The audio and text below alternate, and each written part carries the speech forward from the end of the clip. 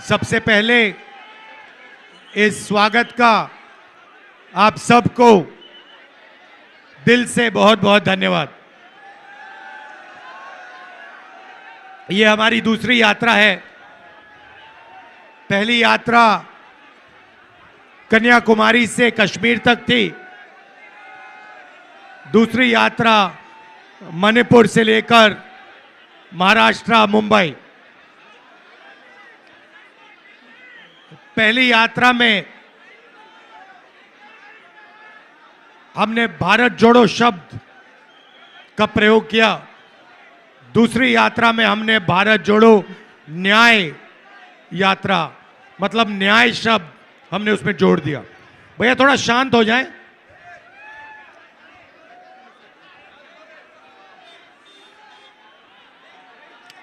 जब हम पहली यात्रा पे चल रहे थे, बहुत सारे लोग आए, कहते देखिए आप कन्याकुमारी से कश्मीर तक चल लिए, मगर ऐसे बहुत प्रदेश हैं जहां आप गए नहीं। उड़ीसा नहीं गए, गुजरात नहीं गए, छत्तीसगढ़ झारखंड नहीं गए, तो आपको दूसरी यात्रा करनी चाहिए। न्याय शब्द क्यों जोड़ा? क्योंकि पहली यात्रा में पता लगा कि जो हिंसा फैल रही है उसका कारण अन्याय है।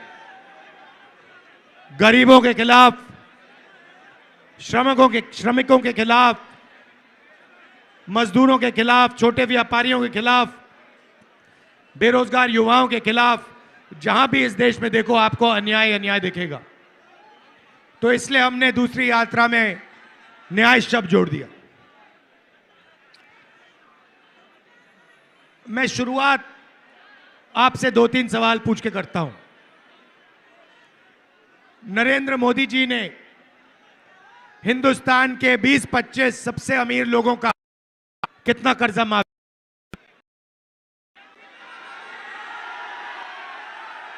कितना?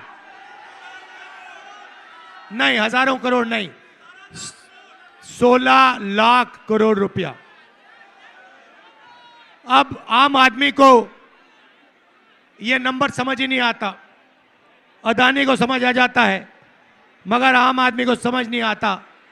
16 लाख करोड़ रुपए कितना होता है मैं आपको बताता हूं। एक साल मनरेगा को चलाने में 65,000 करोड़ रुपए लगते हैं। मतलब नरेंद्र मोदी ने मनरेगा का 24 साल का पैसा 20-25 लोगों को दे दिया। किसानों का कितना कर्जा माफ किया नरेंद्र मोदी ने? बुनकरों का कितना माफ किया? छोटे व्यापारियों को कितना किया? जो ये युवा कॉलेज की पढ़ाई के लिए, ट्यूशन के लिए कर्जा लेते हैं, उनका कितना माफ किया?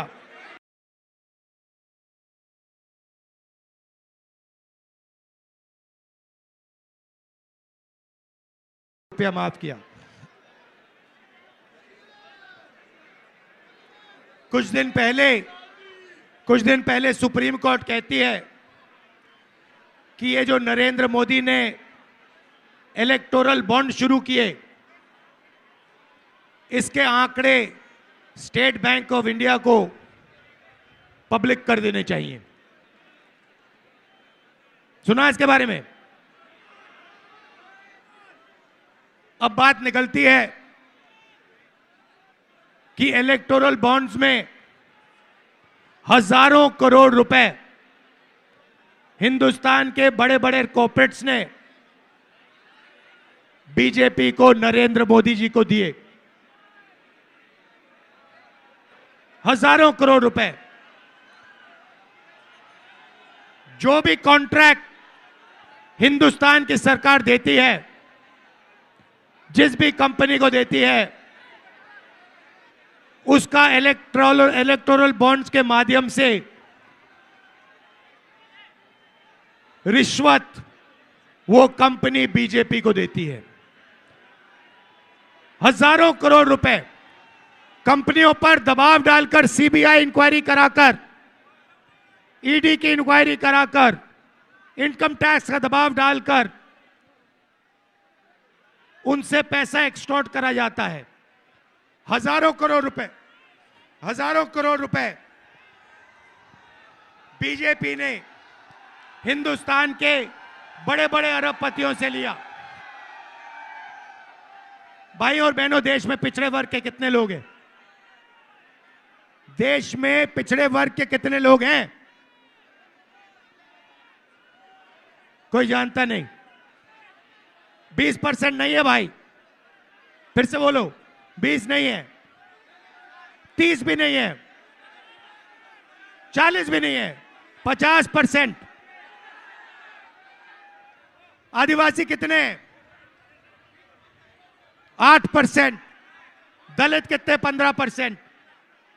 माइनॉरिटी कितने? 15%। 50 में 15 जोड़ो कितना होता है? 65। 65 में 15 जोड़ो कितना होता है? 80 में 8 जोड़ो कितना होता है? 88। आपकी आबादी 88% है, उसमें 5 जनरल कास्ट के गरीब लोग जोड़ दो। मुझे बताओ, इस देश में आपकी भागीदारी कहां है? मीडिया में आपके लोग हैं क्या? एक आपका नहीं है। 90% का मीडिया में एक आदमी नहीं दिखेगा, इसीलिए मीडिया वाले आपकी बात नहीं करते। कभी मीडिया में आपने कभी किसानों की बात होती हुई देखी? मजदूर की बात होती हुई देखी? छोटे दुकानदार की बात होते हुए देखी? बेरोजगारी की बात सुनी? महंगाई की बात सुनी? नहीं। अंबानी की जी शादी होती है, मीडिया में देखा? बॉलीवुड के सुपरस्टार मीडिया में दिखते हैं? मोदी जी समुद्र के नीचे जाते हैं, मीडिया में दिखता है? मोदी जी कहते हैं थाली बजाओ, मीडिया में दिखता है? मोदी जी कहते हैं सेल फोन की लाइट जलाओ, दिखता है? क्यों? क्योंकि आपके तो वहां कोई है ही नहीं, मीडिया में आपका कोई नहीं। हिंदुस्तान की 200 सबसे बड़ी कंपनियों की लिस्ट निकालो, मालिकों की लिस्ट निकालो, उसमें 90% का कोई नहीं। मुझे नाम दे दो पिछड़े वर्ग का, दलित का, आदिवासी का, एक नाम दे दो जो हिंदुस्तान की सबसे बड़ी 200 कंपनी का मालिक है। मुझे नाम दे दो, कोई है ही नहीं। सरकार की बात करें, 90 लोग हिंदुस्तान की सरकार चलाते हैं, पूरा का पूरा बजट वो बांटते हैं। उनमें से बता दो, 90 में से बता दो पिछड़े वर्ग के कितने, ओबीसी कितने? 3। 100 रुपए अगर हिंदुस्तान की सरकार खर्च करती है, ओबीसी वर्ग के अफसर 5 रुपए का निर्णय लेते हैं। दलित 3, 100 रुपए खर्च होते हैं, दलित अफसर 1 रुपए का निर्णय लेता है 100 रुपए में से। और आदिवासी 100 रुपए खर्च होते हैं तो 10 पैसे का निर्णय लेता है। प्राइवेट अस्पतालों के मालिक की लिस्ट निकालो, वहां 90% का कोई नहीं। प्राइवेट स्कूल कॉलेजेस की लिस्ट निकालो, वहां 90% का कोई नहीं। तो आप लोग हो कहां? आप लोग मजदूरी करते हो।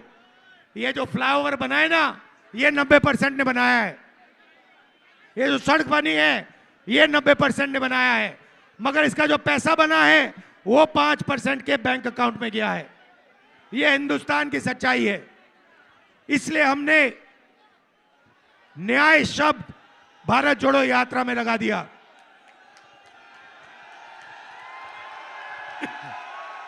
आर्थिक अन्याय, सामाजिक अन्याय, किसानों के खिलाफ अन्याय, बेरोजगार युवाओं के खिलाफ अन्याय। किसान कहता है हमें एमएसपी दे दो, मिनिमम सपोर्ट प्राइस दे दो। नरेंद्र मोदी जी कहते हैं नहीं मिलेगी, मर जाओ तुम्हें नहीं मिलेगी। हमने मैनिफेस्टो में लिख दिया, जैसे ही हमारी सरकार आएगी हिंदुस्तान के किसानों को मिनिमम सपोर्ट प्राइस, कानूनी मिनिमम सपोर्ट प्राइस हम दिलवा देंगे। तो ये लड़ाई है भाइयों और बहनों। एक तरफ नरेंद्र मोदी जी हिंदुस्तान के 20-25 अरबपति, और दूसरी तरफ हिंदुस्तान की गरीब जनता, बेरोजगार लोग, पिछड़े, दलित, आदिवासी, माइनॉरिटी, गरीब जनरल कास्ट के लोग।